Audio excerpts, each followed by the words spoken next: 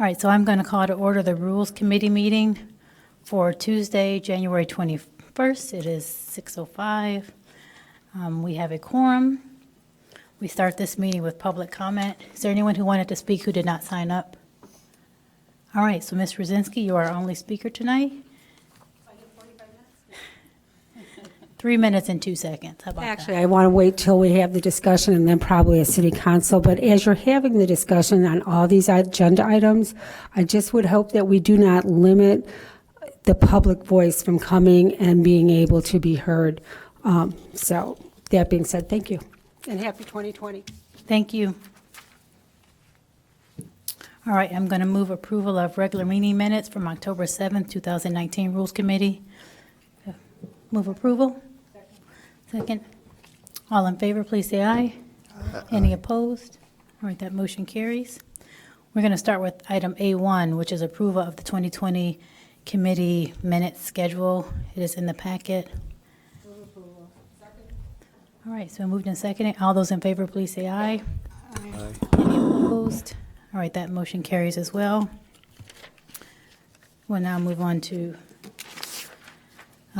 item for consideration A2, appointment of the City Council liaison to the Animal Welfare Board. Staff recommends we appoint Alderman Fisk as a City Council liaison to the Animal Welfare Board. Alderman Braithwaite is stepping off of that committee, and Alderman Fisk is going to replace him. Move approval. All right, moved and approved. Any objections? All those in favor, please say aye. Aye. All right, item A3, Resolution 12-R-20, amending City Council rules to address tabling an item to a date certain. So this one reads, at the discretion of City Council, staff submits for consideration adoption of Resolution 12-R-20, amending City Council Rules 18-6 to modify the method to table a matter to a date certain before the council and its committee. I did? I'm sorry. I'm sorry. Did I read that wrong? Sorry. 12-R-20. To modify the method to table a matter to a date certain before the council and its committee. So the resolution is in the packet. The change was, the new language reads, the matter must be tabled to a date certain. Do we have any? I'll second that. All right. Any conversation on that one? Any date certain? It says to a future date certain. I assume that means any date certain. There are no parameters there. All right, it's moved and seconded. All those in favor, please say aye. Aye. Any opposed? All right, that matter carries as well. And the next ones are for Ordinance 18-0-20, amending Title I, Chapter 8, City Manager.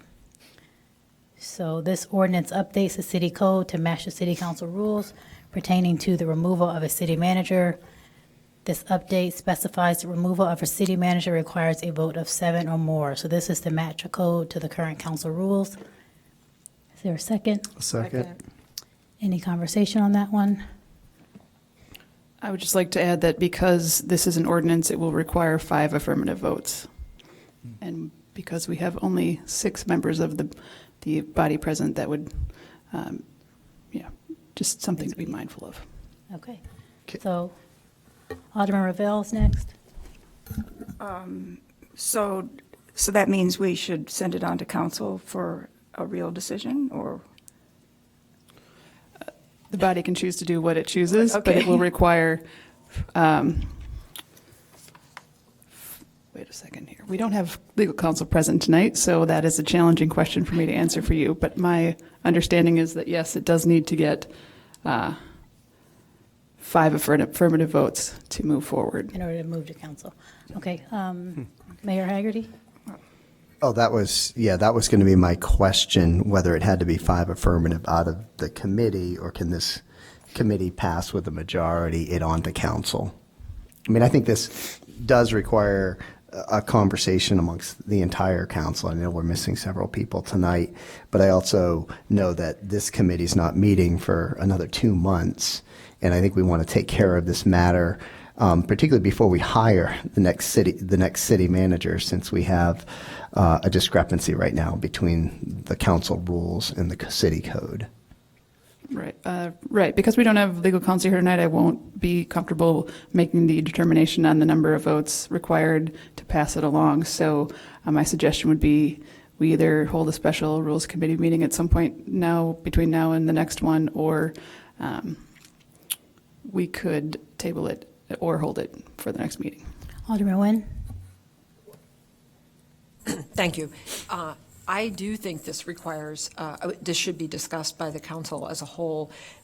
So I would recommend that we hold it until we have more members of the council present to have a more thorough discussion.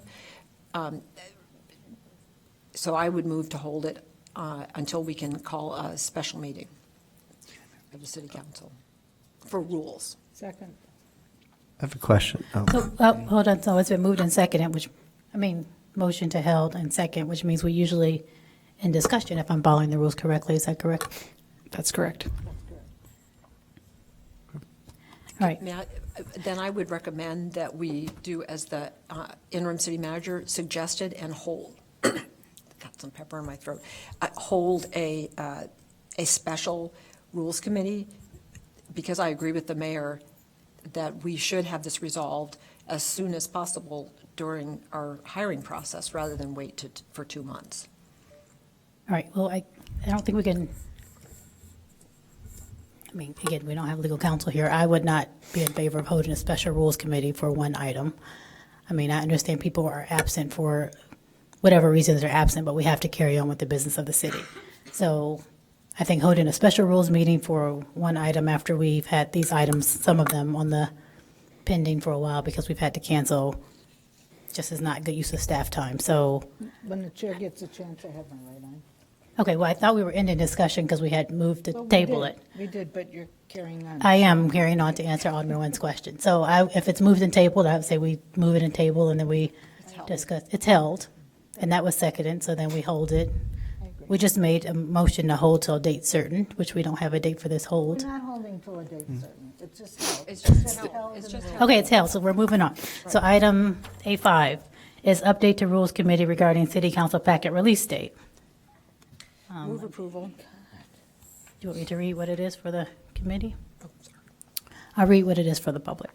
A5 is staff recommends the release date of City Council packet move to noon on Thursday prior to the Monday night meeting. Staff will continue. Staff will continue to make a best effort to release packets on Wednesday, but will use Thursday as necessary.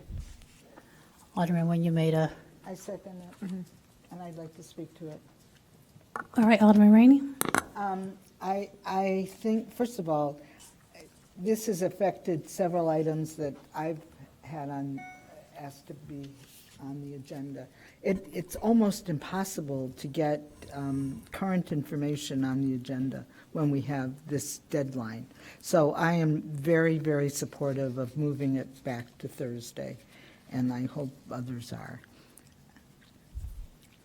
All right, well, I'm happy to support this. My only comment to the city manager would be that we try our best to keep it to Thursday, that we don't let it inch into Friday and then back to where we used to be, which was Friday afternoon, because that's just too late. Yes, I don't foresee an occasion where Fridays would be necessary, and if it is, for whatever reason, it will be communicated to the public and the city council. But we'll continue to shoot for Wednesdays, we'll use Thursdays when necessary, and I do not foresee a practice where Fridays become an occurrence. All right, seeing no other lights for comment, it's been moved and second. All those in favor, please say aye. Aye. Any opposed? All right, motion carries. Moving on to A6, which is A6 is discussion regarding citizen comment on non-agenda items. Staff seeks direction from the Rules Committee to address the issue of citizen comment on non-agenda items. Second. Any comment for this? Aye. Sure, I guess I'll start it off. I don't know who, I didn't put this on here. I'm not sure who put it on, but I think the question before the Rules Committee is, we have citizen comment. We set aside 45 minutes for citizen comment. many evenings people will get up and be wanting to talk about an issue that is not on the agenda.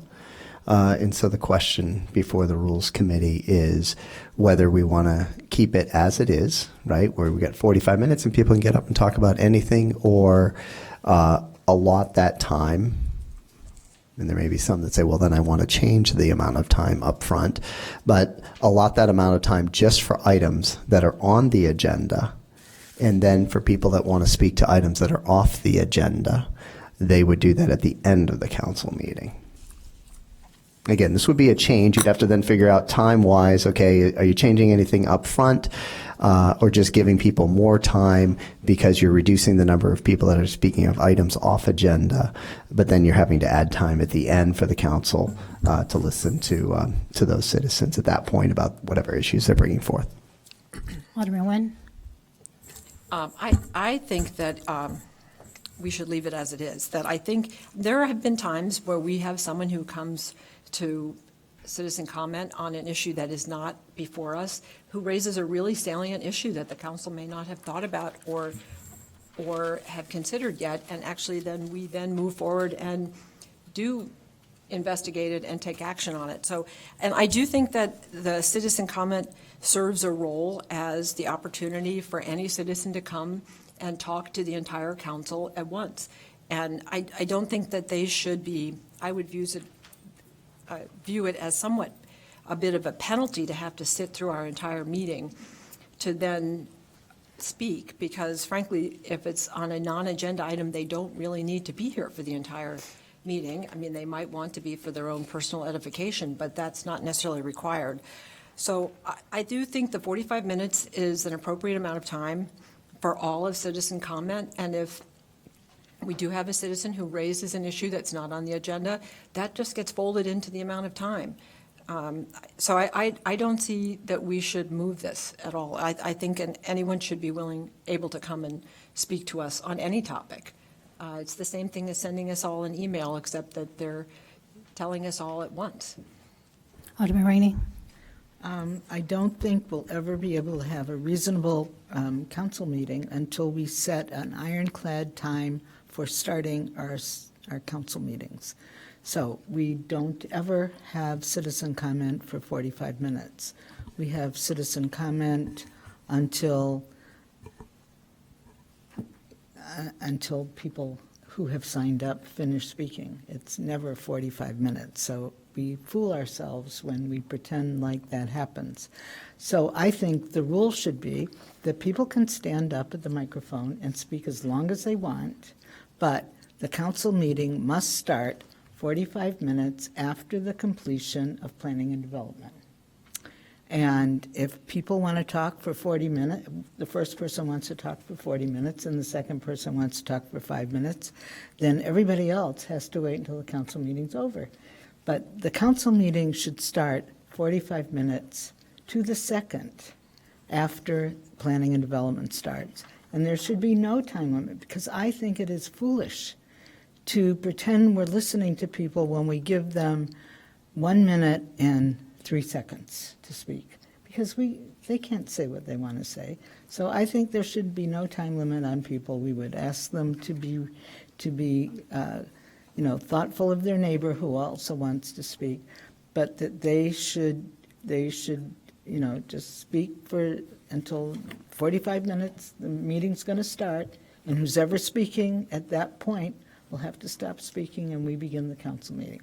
But I don't think we have the courage to do that, and so our meetings will continue to begin at 10:30, 10:45, whatever time they start.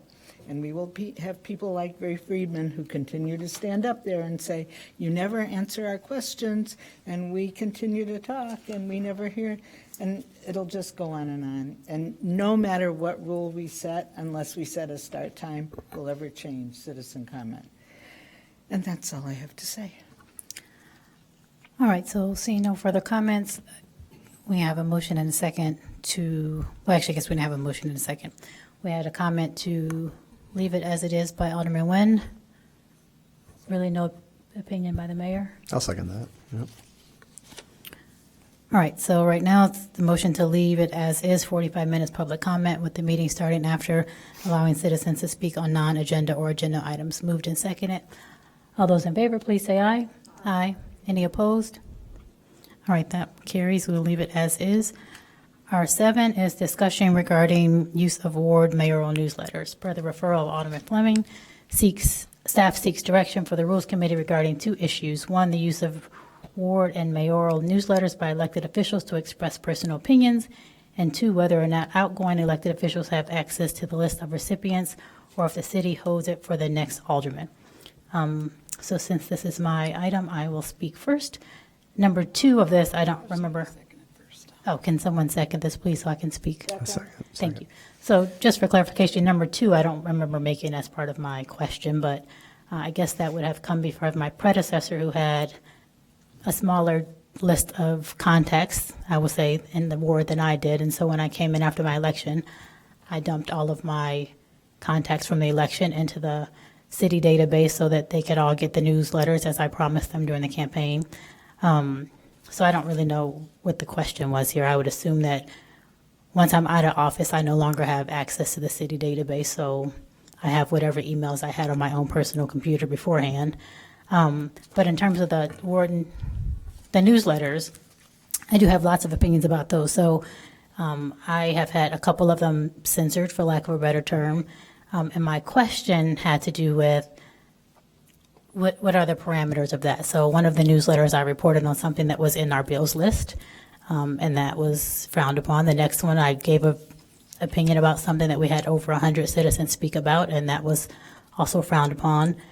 My question about this to the city manager had to do with the comparison to the newsletter that the mayor sent out that talked about potentially one of his peers on the council breaking the law and open up an investigation with Tom Dart, which I think is his opinion, and he felt very strongly about delivering that message, and I had no qualms about him delivering the message, and that was not redacted.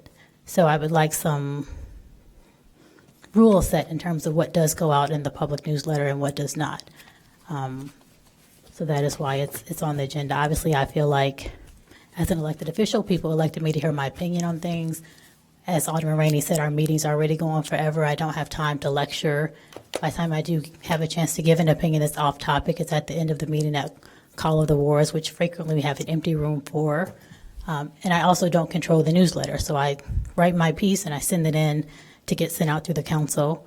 I guess I could have my own listserv as I did during the campaign and send it out that way, but it doesn't really make sense, in my opinion, for people to get 2 different newsletters. So that is why I feel like people should be able to put what their thoughts are, as I do about the budget and everything else, in the ward newsletter.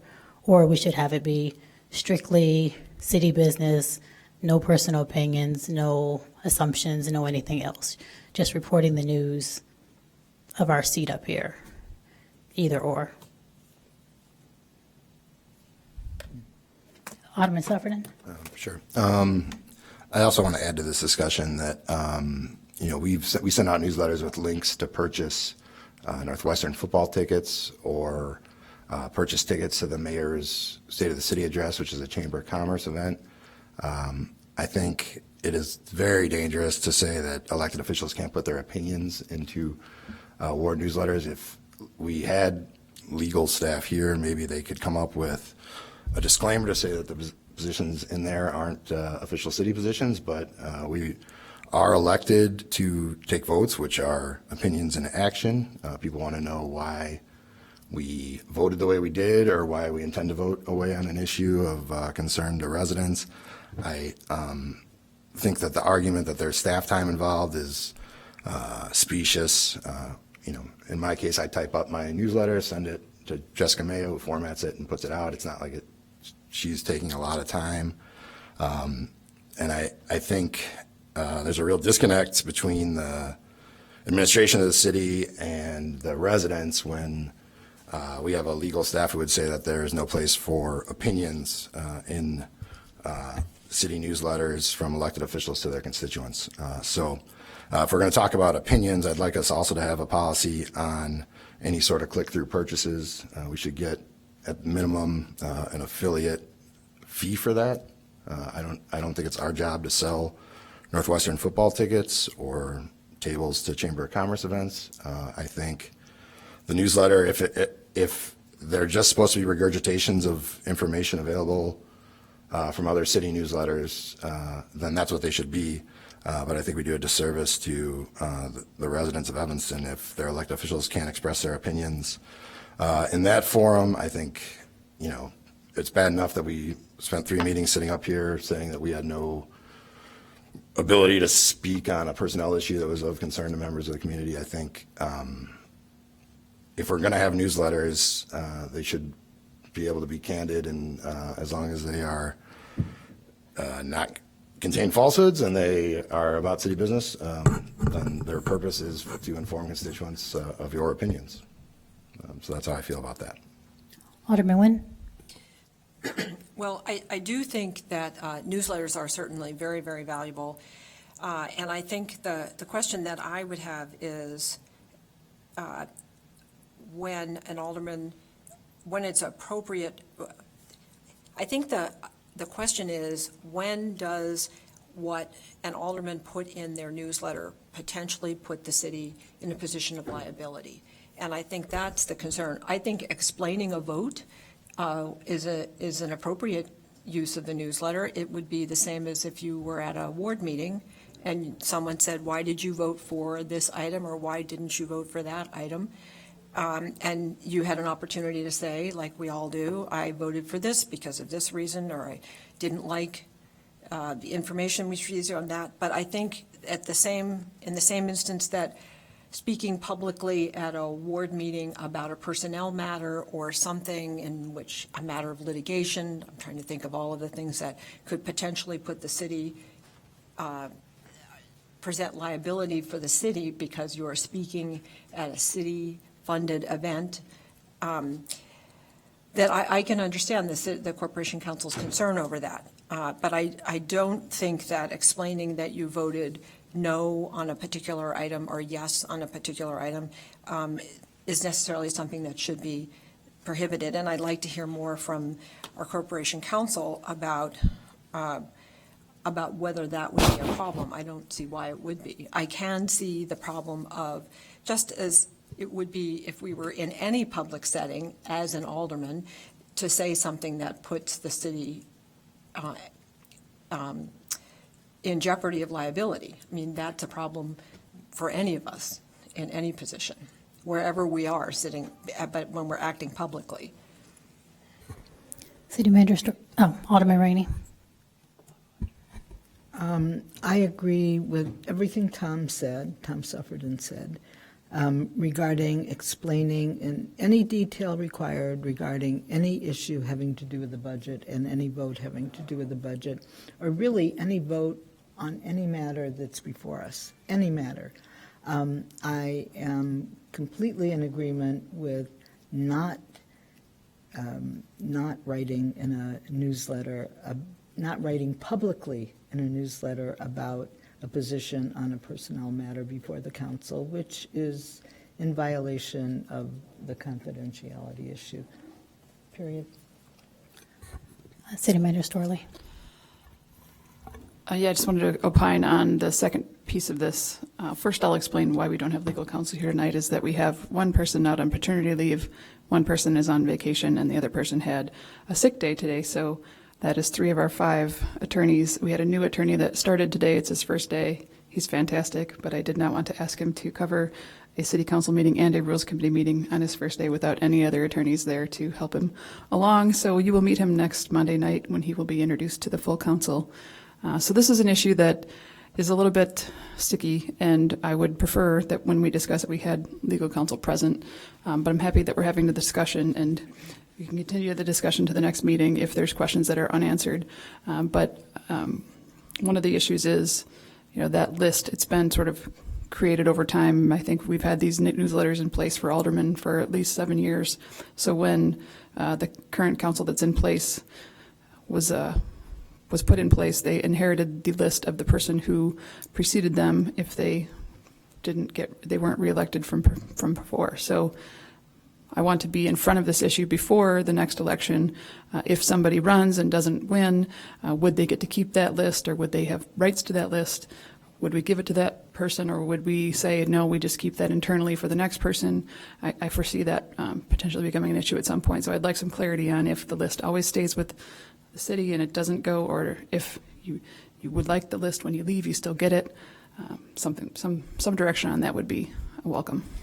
Alderman Sufferton. Sure. I just want to make sure we're clear. There's a sentence in the memo that was prepared by staff that says, staff recommends that all city newsletters with the city logo compiled using city staff time and sent via the city's email domain should not include personal opinions of elected officials.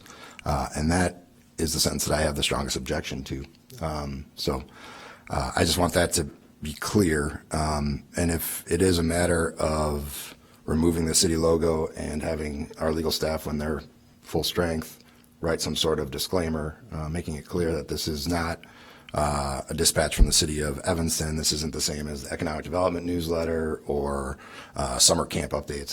These are the opinions of an elected official. I think that would be appropriate. You know, when people sign up for the newsletter, they're on a page with all sorts of boxes they can check. If they just want to learn when things are happening, or, you know, kind of the general press release stuff that we pay staff to do, there's plenty of sources for that.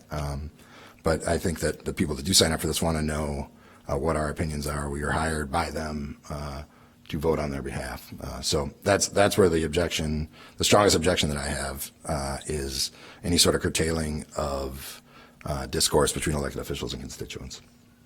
Alderman Nguyen.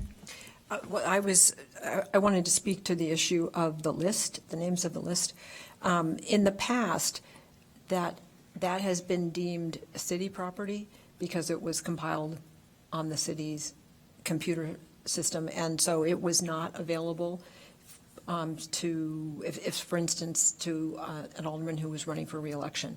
That was not given to an alderman running for re-election because it was considered to be the city property. So I would consider it to be the city property when an alderman finishes their term on the city council.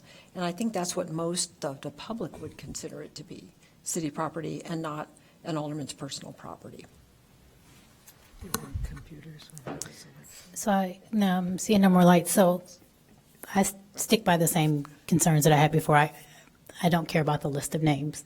I have my own list of names from my campaign. If you run a campaign, you should keep your own list of names in case you campaign again. I would not think it's the city's job to provide you with a list of potential voters or whatever else. That did happen to me during my campaign, but I think that, you keep your own list if you want to contact people in your own time. The issue for me is, again, the newsletter and getting some clarity from legal in terms of what can and cannot be put, and that it's fairly applied across the board. I mean, considering I'm married to a lawyer, I understand liability. I mean, I likely could have sued the mayor for saying that he potentially thought that I was one of the people who broke the rule and giving the personnel packet from Clerk Reed, right? That could be seen as a liability. I never said that, Alderman. You didn't say Fleming. me. You said you thought someone on the council. I did. Yeah. No, I said it was either city staff or someone on the council. Right. So that's me. You didn't say me by name. Yes, I just wanted to make Right. that No, clear, you didn't though. say I mean, you didn't we say got me by 9 name. people So that that sit is up here. that is Yeah. clear. But if I wanted to, slice tomatoes, I could say that's a case for liability, for slander, or whatever else the legal term could be. So I'm just saying, if we're getting into what could be a liability, and that's on city letterhead, someone could say that's a liability. So I'm just putting that there for example, not to pick on the mayor. I did not say his newsletter was wrong or he had the right to write what he wanted in his newsletter. But I would like legal, when we have legal, to come back to the Rules Committee, so maybe we just hold this item to give much more legal clarity and put some parameters around what can and cannot. I would agree with Alderman Sufferton in terms of selling tickets to things or what have you, that we need to also be mindful about that. The number of nonprofits we have in town, I don't know where you kind of make the line in terms of what we're selling and what we're not selling on city. Yeah, I think we have Websites. general direction from the committee I don't think this needs to be held because I think we can just talk with the legal department about the discussion that's been had and then come back with, a set of recommendations that the council can then either adopt or amend. Okay, so this will come back with legal to the full council. Oh, sorry, Alderman Sufferton had one more thing. I just want to make sure that there's one of the things that we'll look at is the click-throughs, whether it's purchasing tickets or making a contribution to charities, regardless of the merit of the charities. Absolutely. Okay, thank you. right, so moving on to item R8, discussion regarding playing music at the beginning of a public meeting. Staff recommend that any music be played should be vetted by the city's law department for compliance with copyright laws. I played some music. Can we have a I did. motion? We need a motion, On right? Veterans Day, I played this song. All right, so I move this. Can I have a second so we can have a discussion, please? Have a second? Okay, Oh, Alderman second, Suffolk. second. Okay, Alderman Suffolk. Sure. I mean, there's two parts to this. There's obviously the copyright issue, and as I recall, when this got played, it created a audiovisual complication. There's a larger issue of our meetings start late anyway, and should we have, here's a song I like, be the way that we started. I know you like to start the meetings with a speech or whatever, but I think, it wouldn't be appropriate for me to play a clip from a movie at the Call of the Awards. I don't know that opening the meeting with a song, although, I mean, this was a Veterans Day thing. I mean, but I think we should just probably have a firm policy on not playing any music. We have this concern about staff time. Do we need the law department going through copyright compliance for purposes of playing songs? I know we had the same issue where we had an alderman who was playing music before the meetings, and that creates an issue when we broadcast it. So perhaps we should just avoid copywritten works entirely. That may be the most efficient way to do this. If anybody has an objection to that, I'd love to hear it. All right, there seem to be no objections, so do we want to make a motion, Alderman Suffolk? I move that we come up with a policy that prohibits the use of copywritten material during our council meetings. All right, second. All those in favor, please say aye. Aye. Any objections? All right, that carries. Moving on to A9, which is the discussion of amendments to the City Council Rule 6.4 to address requests for presentations at Planning and Development Committee. The staff recommends for consideration the draft amendment to City Council Rule 6.4 with Resolution 11-R-20 to address presentations at Planning and Development Committee on rules issue. Can I have a second? So we can start, just with second. All right, Alderman Nguyen? Well, I do think this is a very good idea. I think the more information we can give to the public or developers or anyone who's coming before a board and commission about how the procedure, what the proper procedure is, the better off we are. Many times, we've all had folks call us and say, well, how much time will I get? How will I find out? And so I think having it in the rules is an excellent idea. The one point I would make is that I think that the opposition or, I'm looking at this right now, the objectors should have equal time to the presenters, because I think that one of the concerns that we've had from the community is that, for instance, with developments, that the developers who are very well funded obviously have a very polished presentation, and the community might have legitimate concerns that match theirs that take up 10 minutes. So I would say not more than 10 minutes for both sides. And at least with zoning issues and probably planning issues, I mean, the people who live within a certain distance have legal standing. They're legal objectors. So I don't think they should get shorter shrift than the proponents of an issue. So I do agree with having some clear rules and time limits so that it's not subject to whoever the chair is, so that people can plan and make and understand that well in advance. But I would amend this to say that the final sentence in that paragraph is that if there are objectors to the application for zoning, they may collectively address the committee with a 10-minute, not more than a 10-minute presentation. But leave in all of the other things about advance notice to the city manager's office. All right, one thing I want to do, because people may not have read the packet, I'm just going to read what the actual language is in the resolution. It says, for zoning matters before the Planning and Development Committee, the petitioner may provide a brief presentation, no more than 10 minutes, to the committee of its projects and application with advance notice to the city manager's office by 12 noon the day of the meeting. If there are objectors to the application for zoning, they may collectively address the committee with a 5-minute presentation, also with advance notice to the city manager's office by 12 noon the day of the meeting. Any presentation may constitute a hearing or an opportunity for testimony or cross-examination of witnesses and other evidence. So that's the change with this resolution, and Alderman Nguyen just suggested that the objectors also have up to 10 minutes. Alderman Ravel? Well, I second Alderman Nguyen's amendment, proposed amendment, and I guess I have a second amendment to make to this. Can we squeeze them together? Sure. Because I think saying zoning matters could be a bit limiting, because there could be something that comes to us that's not technically a zoning issue, and I'd like to make sure that the quote objectors would have time for a 10-minute presentation. So I would broaden that to say zoning and land use matters, I would agree so with- that I if would it agree came with from that, yes. preservation or something. So I would add that to the amendments. I would suggest maybe we just make it generic so that we don't have to pick and choose what constitutes one of those categories. I Okay. think that I could foresee issues where somebody would say it wouldn't fit nicely in one of those buckets. So we could just delete zoning and say for matters. So can you please read the amended text? So it would read, the amended text would read, for matters before the Planning and Development Committee, the petitioner may provide, a brief presentation, no more than 10 minutes to the committee of his project and application with advance notice to the city manager's office by 12 p.m. the day of the meeting. If there are objectors to the application for zoning, they may collectively, we should maybe change. If there are objectors Yeah, to the an matter. application. To the matter. They may collectively address the committee with a 10-minute, no more than 10-minute presentation, also with advance notice to the city manager's office by 12 p.m. the day of the meeting. Any presentation cannot constitute a hearing or an opportunity for testimony or cross-examination of witnesses and other evidence. All right, so it's been amended. Will you second it, Alderman Ravel? Yes, I second that. Alderman Rainey?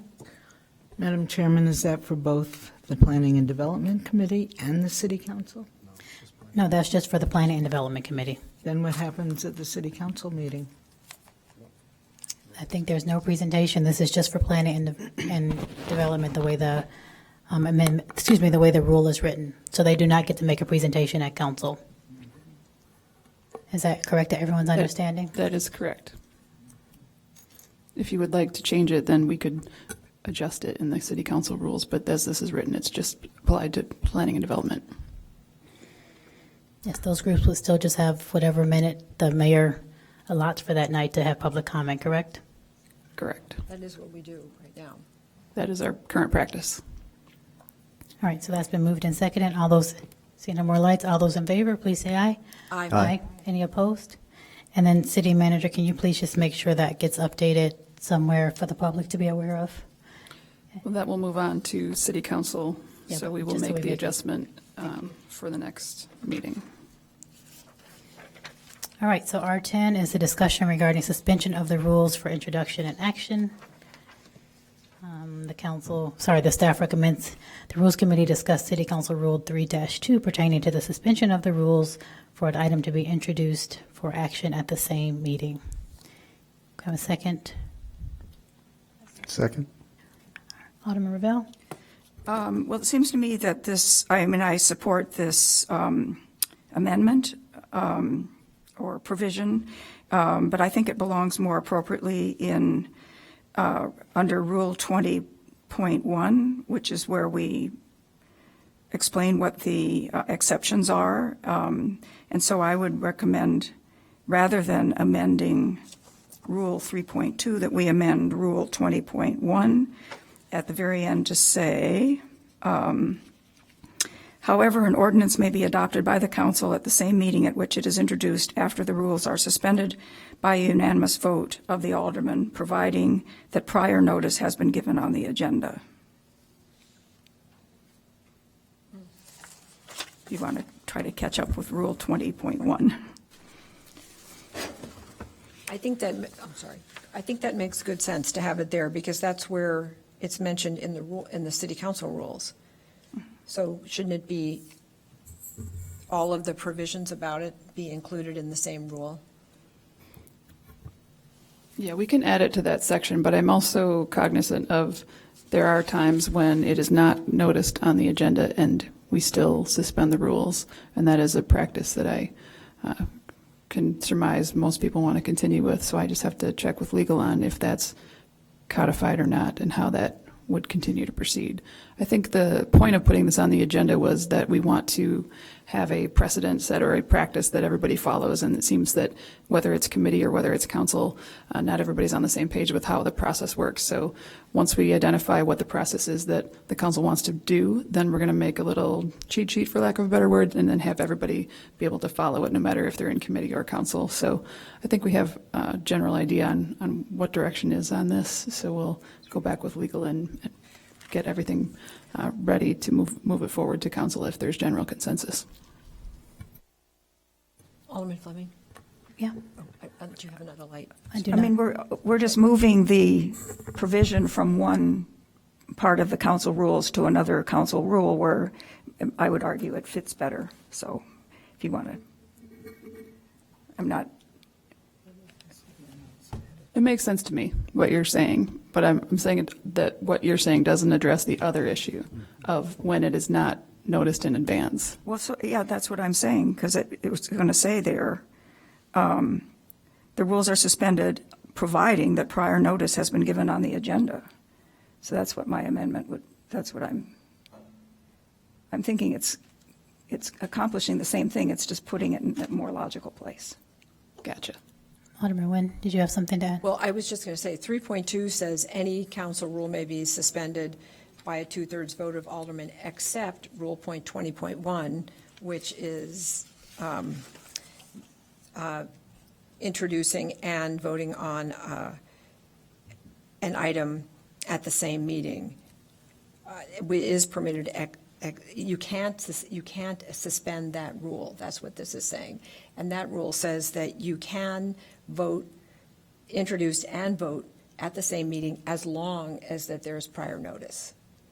So I mean, I agree with Alderman Revelle that it's clearer when you put this under 20.1. But if the legal counsel thinks it's different, then that's fine. Well, that's, legal counsel's not here. So Alderman Revelle made an amendment. Alderman Nguyen, were you seconding that amendment? Yep, second. All right, so let's vote on the amended rule. All those in favor, please say aye. Aye. Aye. Any opposed? All right, so that will carry as amended. Our 11 is discussion regarding placing citizen resolution on city council agenda. And this one reads, for referral of Alderman Fisk, staff seek direction to address the issue of whether or not to place a citizen resolution on the city council agenda that the city council does not have jurisdiction over. Second? Second. Thank you. City Manager Storley. Yes, Alderman Fisk would request that this item be held since she's not here to address it this evening. So if there is anybody on the committee that would like to make that motion, please do. Otherwise, I move we carry hold on. this. A second. All right, so that will be held. Thank you. A12 is discussion regarding City of Evanston events and programs bearing the name of elected officials. That one reads, per the referral of Alderman Sufferton, staff seek direction from the Rules Committee to address the issue of whether events and programs in the City of Evanston should bear the name of elected officials. You second that? Second. All right, Alderman Sufferton. Sure. I mean, I have an issue with it generally and philosophically, but the largest issue I have is particularly around the holiday program, because the next holiday season, those who choose to run for office again will be candidates in addition to holding our elected positions. And I have an issue with public money being used to promote one particular person. And I think that we should eliminate it across the board, but particularly we should make sure that we have a dark period once petitions are being circulated, which would be in November.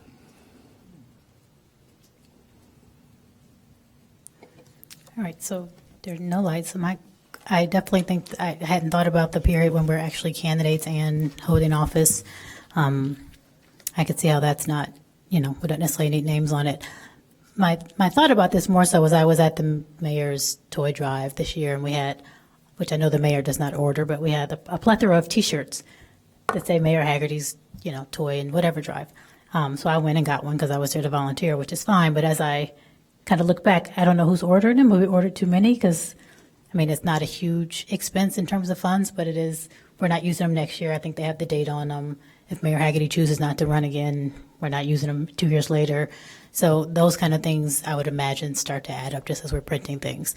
I don't know. I tried to think through if we have other things that are called somebody such and such. I don't think we have Alderman Fleming such. I do have a toy drive in my ward for Christmas party, but I'm the only person in the ward, and so that's what it is.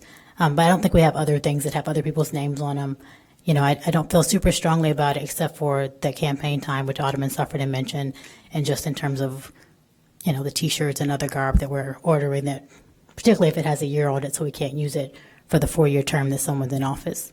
But I imagine this policy kind of started before our term, and no one has really cared so much about it.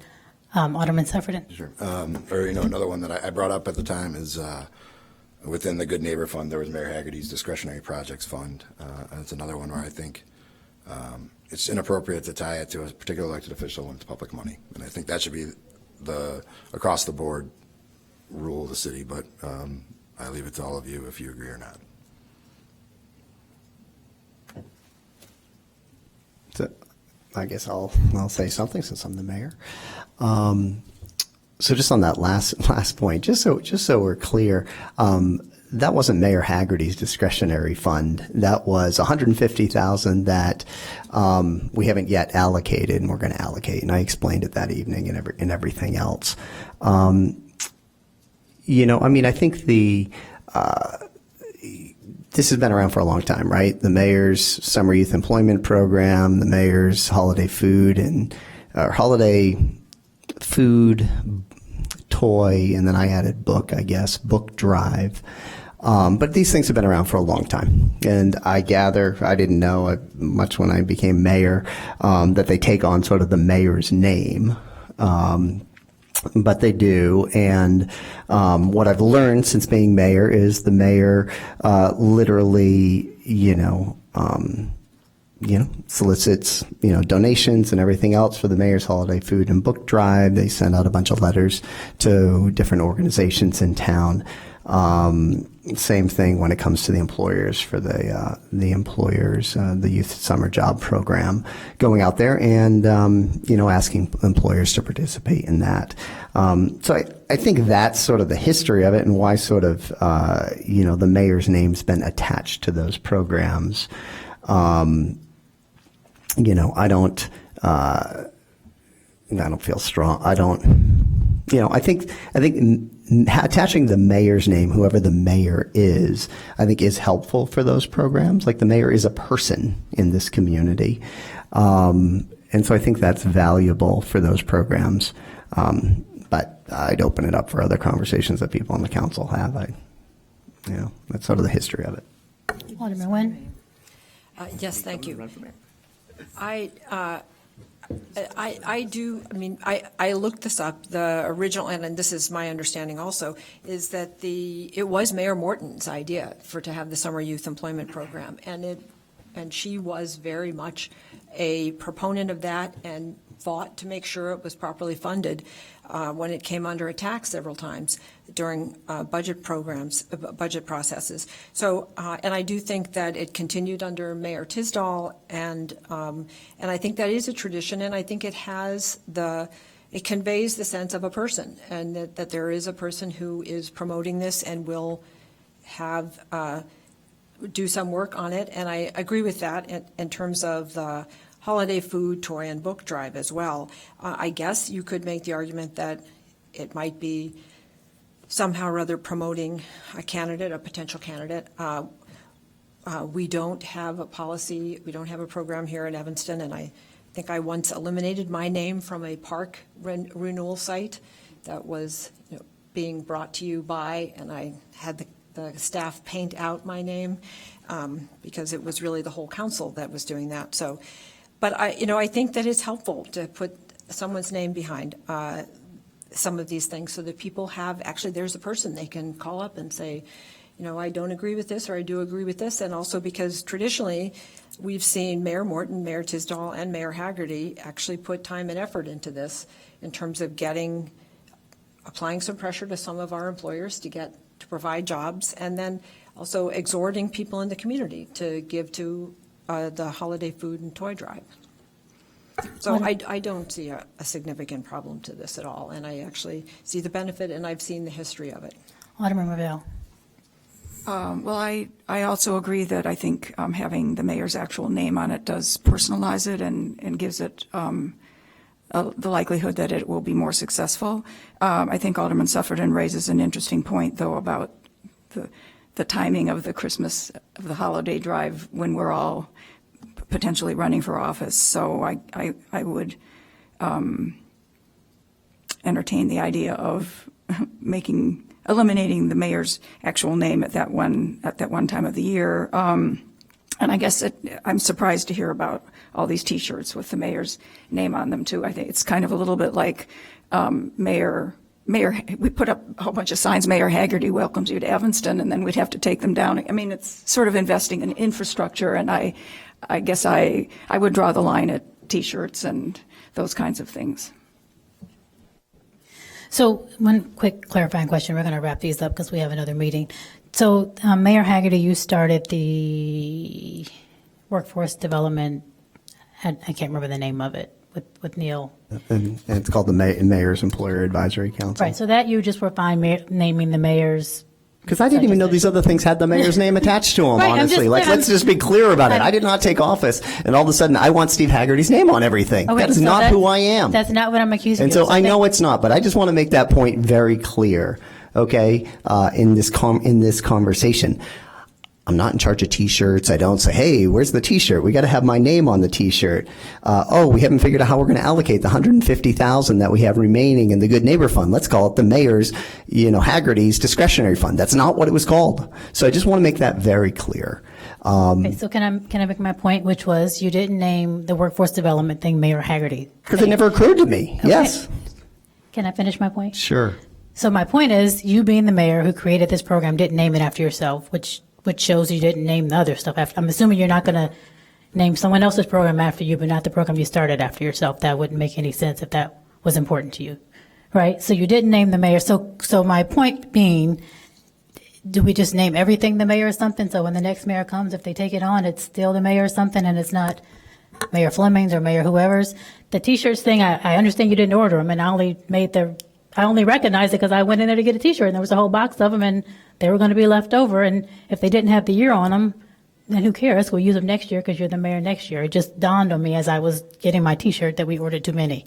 Again, I don't know how many we ordered of other things. So I'm happy to just have it be the mayor's everything, and then we can reuse stuff as we see fit, and we don't have a loss of anything, and people's name can be on it. And, it's just kind of everybody. You are the mayor, but it's, everyone as a council is participating. Everyone in the city is benefiting. Hopefully, employers will give stuff because they think it's the right thing to do, not just because it's Mayor Haggerty versus the mayor, whoever that mayor is.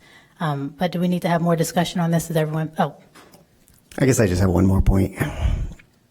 We have real problems in this community. We're going to talk about one of them tonight when it comes to affordable housing. Okay, this problem, the problem where one time we played some music is, honestly a solution in search of a problem. And we've spent time up here, okay, tonight among this elected body talking about things that, again, is a solution in search of a problem, in my opinion.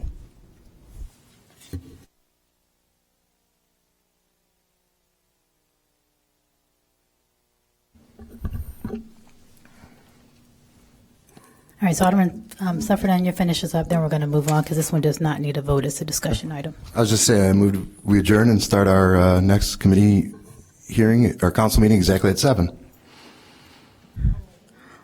right. So we're moving up from R12. There was some direction given to the city manager. Can we do A13? Because I think that one probably needs to be done for Alderman Ravel. Is that correct? I think the mayor has something to say about this item. Yeah, I was just going to suggest, and I liked Alderman Suffred's suggestion, that because this is a pilot program around the Northwestern athletic facilities, we talked about this during that whole vote. My suggestion was that this working group, this ad hoc committee, sort of be just that we not make it this formal process, that come up here and we select people for it, that we let Alderman Revelle, Northwestern, and the mayor decide, like, who's participating in this working group. But it's very much a working group. This isn't a group that's making decisions that are then coming up to this council or anything like that. So that was my suggestion. And I'm fine with that. Okay. That is also for no vote. All right, so item 4, R14, we're going to leave. Is that okay, City Manager? Do you need great direction on that item right now? This one, if we could spend 1 minute on it, I think we could potentially have a consensus. If the committee's up for it, let's Okay, just so chat about it 814 quickly. is discussion regarding maximum number of referrals from aldermen per year. I would just say I disagree. And having a maximum number, I mean, it's the only time that we get a chance to give direction, have staff do some research, and either get it on an agenda or, you know, have the research for another conversation. So I think limiting that makes our job more challenging. Mayor Haggerty? I would just say I am sensitive to our city staff who have to run the day-to-day operations of the city of Evanston, and I certainly want to see our elected officials be able to refer things to our city manager and to her staff. But I don't want to see that be abused. I don't want to see our city staff running around doing all these, you know, requests that the city council members are making because they can make unlimited requests. So I think this is worthy of some more analysis and discussion. I mean, I'd be interested how many requests have come in the last 60 days, you know, that are referrals and that you have to deal with. So I'd love to see this continued as a conversation for a future one with perhaps some more data. So, Mike, I will go back to that and just say, you know, this to me becomes more like the discussion or the point that Ms. Rosinski brought up about the limitation. So if we only have time to meet as a council this, you know, now, and then we speak at public comment about something that's not on topic, and then we have a limited number of referrals to make, if something comes up at my ward meeting that people think are important that I want to make a referral about, well, if I've used my 5 or 6 or whatever the number is, how do I get information from my constituents? So I would much more be in favor of, and I think interim city manager Storley has started this, where there's a referral list on the city manager report. And if, you know, city manager Storley wants to say, hey, Alderman Fleming, you put this referral in, we really don't have time to get to it. How important is it? Can we just get you a memo? Would you just sit with staff? And maybe it's not an entire thing that comes back to the council on agenda. I think that that's fair. But I think to say that we can't access, you know, we don't have staff, we don't have an office, this is the staff we have. So to say we can't access and get information from the staff that we have, except for a limited amount of times, that I think causes real problems for me and my constituents. Alderman Rainey? There wasn't any paperwork on this, right? What do you mean by referrals? Do you mean like items to be placed on the agenda? Do you mean items to be flushed out in our packets? What do you mean by referrals? So this came up because, if you want numbers, the last 60 days, I've received 29 referrals. So that's a lot of referrals for 2 months. And to distribute that to the staff and have them spend staff time on that, in addition to the regular priorities of the council and day-to-day things that we're working on behalf of the council, it just presents a little bit of a challenge in terms of prioritizing. So there's no intent to, you know, eliminate or have it be difficult for the council members to get information from staff. Like, we are working for you every day and want to provide you with every bit of information that we can provide you with.